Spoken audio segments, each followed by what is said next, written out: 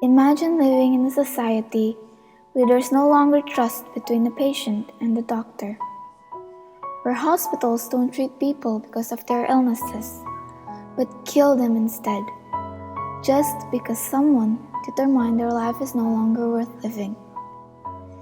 Imagine living in a world where our life is no longer meaningful when faced with a disease. Do we really value life so little? Then can we still be called as human? Ladies and gentlemen, this is the kind of society that is waiting for us if we embrace the concept of euthanasia. Euthanasia, a word that may not be common to the ears of general people. It is illegal in most countries, including Indonesia. It exists in different forms with different contexts. Based on how it is performed, it is categorized as active and passive, while based on the consent of the patient, it is categorized as voluntary, non-voluntary, and involuntary. According to bbc.co.uk, voluntary euthanasia occurs at the request of the patient. Non-voluntary occurs to those who are unconscious or unable to make a decision. And involuntary is when the patient chooses life but is killed anyway. Or, in other words, murder. A case in Indonesia, 33-year-old Agyan Isnanauli Siregar, who suffered a permanent stroke and is on a life support machine, sparked debate on euthanasia. She had a cerebrovascular incident and injured her brain and its blood vessels. She was in coma for several months, and her husband could not bear to watch her live in unconsciousness and pain. He then asked the court for her to be euthanized. He also said that he already owed 60 million rupees and is increasing from time to time.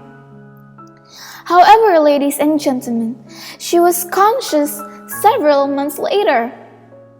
She actually woke up from her coma.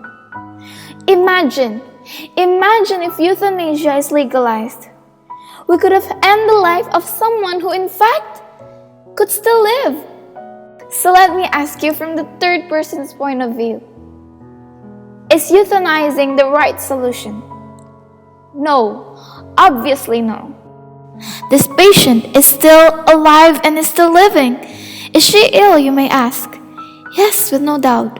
So treat her, cure her. Government help fund her bills. Euthanizing is not, I repeat, is not the answer.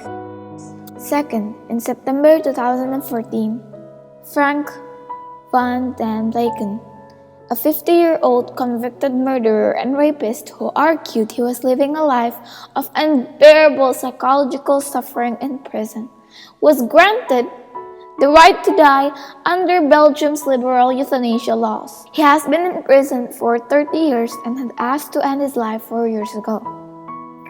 However, ladies and gentlemen, should we euthanize those who are mentally ill?